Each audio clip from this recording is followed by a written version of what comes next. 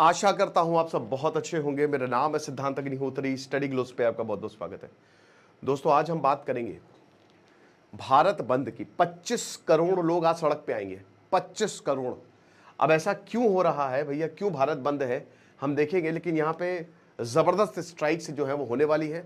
आज आखिरी दिन ऑफर का आप चाणक्य नीति लेंगे तो आपको सुपीरियर मैंसवे कोर्स फ्री मिलेगा। डिस्क्रिप्शन कमेंट बॉक्स में लिंक है। मात्र 400 रुपए का कोर्स है। वैसे दोनों कोर्स हजार के, अगर आप सुपीरियर मैंस लेंगे तो भी 1000 का है। तो बेस्ट यही है कि आप दोनों कोर्स ले सकते हैं। आज 12 बजे ऑफर खत्म हो जाएगा।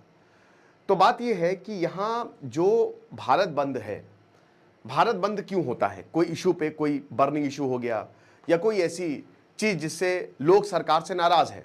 और यहाँ पे हमको एक नहीं बहुत सारी ऐसी चीजें देखने को मिल रही हैं जिस पे लोग भारत सरकार से नाराज हैं। आचार्य चाणक्य ने यही बोला था कि भैया अगर जो राजा है वो जनता के हिसाब से ना चले तो भैया जनता फिर गुस्सा जाती है। और इस तरीके के रेवोल्यूशन को आचार्य चाणक्य बिल्कुल जायज बताते हैं। लेकिन क्या वाकई में ऐसी बात है? चलिए देखते हैं। तो 25 करोड़ वर्कर्स है ये, ठीक है, जो काम करते हैं। तो 25 करोड़ वर्कर्स जो हैं की गवर्नमेंट सेक्टर्स से, अब यहां पे सरकारी सेक्टर्स भी शामिल है।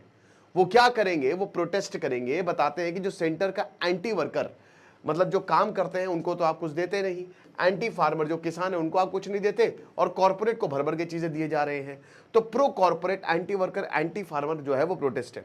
तो जनरल स्ट्राइक या फिर भारत बंद जो है वो आज होगी। और 10 सेंट्रल ट्रेड यूनियंस पूरे किसी भी देश को हिला के रख सकते हैं। अब इसमें सपोर्ट मिलेगा किसानों का भी और रूरल वर्कर ग्रुप्स। तो यानी कि लगभग पूरा भारत ही आ गया जो काम कर रहा है। तो मेजर डिसरप्शंस हो सकते हैं भाई। हो सकता है कि बैंक में थोड़ी दिक्कत हो, postal operations, India post, transport और पावर सप्लाई, इन सब में दिक्कत हो सकती है।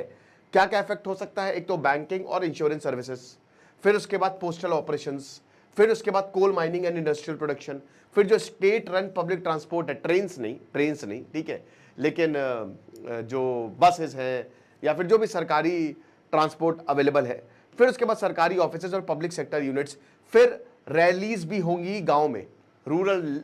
अब क्या क्या ओपन होगा? स्कूल कॉलेजेस ओपन रहेंगे। भैया क्या बताएं, स्कूल जब भी इस तरीके से ओपन रहते कि हमने क्या गुनाह किया है।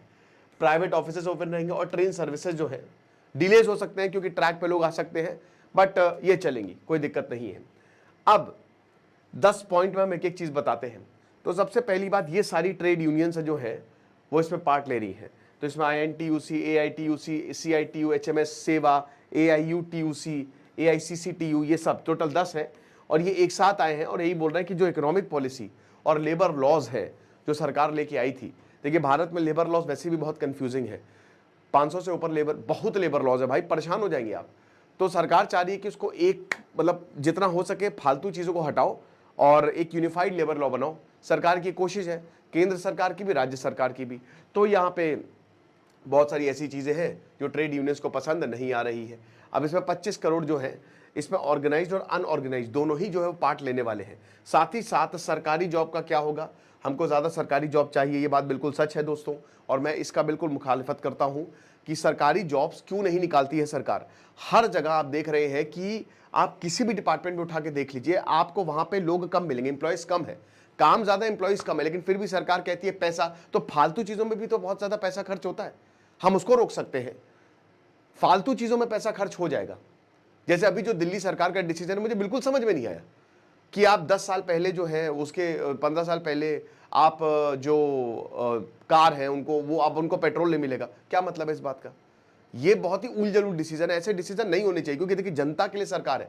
जनता का मूड खराब होगा तो जनता सरकार को बदल देगी। तो मेरे ख्याल में जनता के हिसाब से चलना चाहिए। तो सरकारी जॉब अगर मान लीजिए आज की सरकार सरकारी जॉब वैकेंसीज निकालती है तो इनको उन्हीं का फायदा होगा सबसे ज्यादा। वो लॉन्ग टर्म लोग जो है उनको पसंद करेंगे और उनको लेके आएंगे। देन उसके बाद MG नरेगा, भाई वेजेस जो है, अभी देखिए ये रिपोर्ट भी आई थी कि प्रॉफिट तो कॉर्पोरेट्स को बहुत हो रहा है लेकिन वेजेस नहीं बढ़ रहे। अब जब कॉर्पोरेट्स की बात है, वो वेजेस नहीं बढ़ा रहे तो गांव में क्या वेजेस बढ़ेंगे? तो जो MG नरेगा के वेजेस है उनको बढ़ाइए, और वर्क डेज, ठीक है ना, इसको भी। फिर उसके बाद कुछ एम्प्लॉयमेंट स्कीम निकालिए अर्बन एरियाज में, शहरों के लिए। बहुत सारे शहरों में बेरोजगार है ना, बेरोजगारी दर बढ़ता जा रहा है। 140 करोड़ हम है। अब आयरनी ये है कि ज्यादा से ज्यादा फार्मर में ही है, क्योंकि आप उसी में ही जा सकते हो। अनऑर्गेनाइज सेक्टर है, क्योंकि ऑर्गेनाइज सेक्टर में इतनी जॉब्स ही नहीं है। अगर इतनी जॉब्स, आप बाहर जाते हो और जो जॉब्स भी है उनका भी जो स्टैंडर्ड है बहुत अच्छा नहीं है। अब मैं किसी कंपनी का नाम नहीं लूंगा, लेकिन आप कंपेयर करिए अमेरिका या यूरोप की कंपनी और यहां।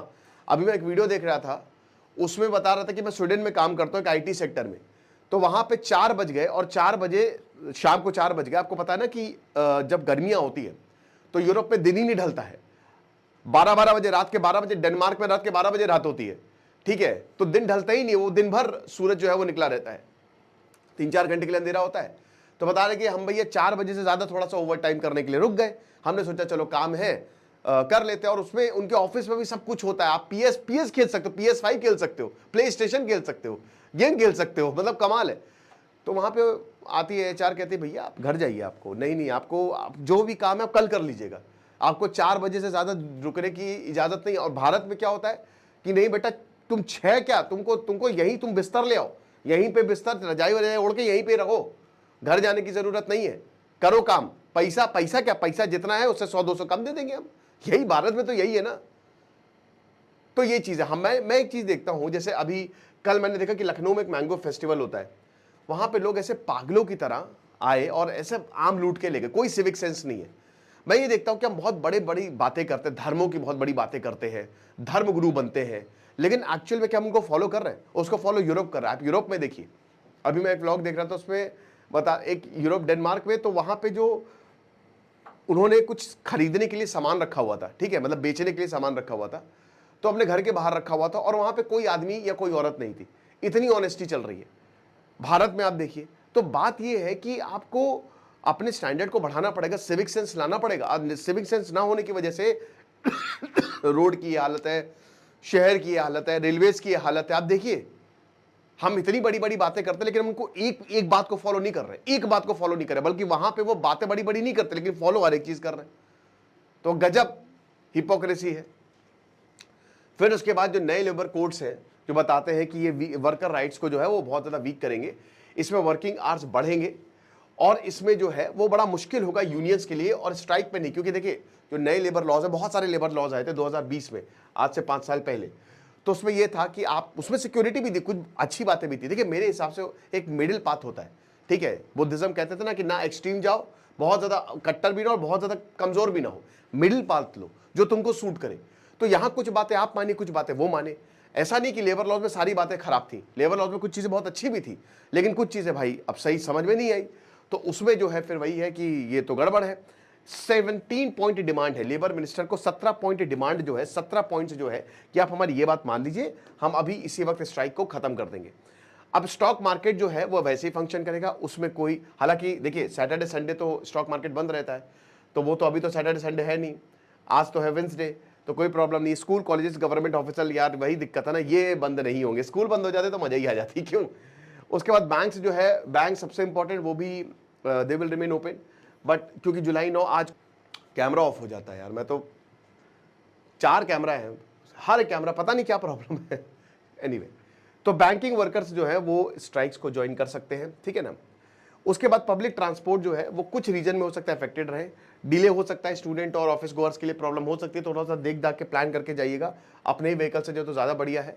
बाकी participation levels they are varied by locations, कुछ एरिया में आखिरी मिनट में अनाउंसमेंट हुआ, जरूरी नहीं कि हर भारत में स्ट्राइक भी हो, तो पहली बार नहीं है इस तरीके का प्रोटेस्ट हुआ है। ऐसे ही 26 नवंबर को हुआ था 2020, मार्च 28, 29, 2022, फरवरी 16, 2024।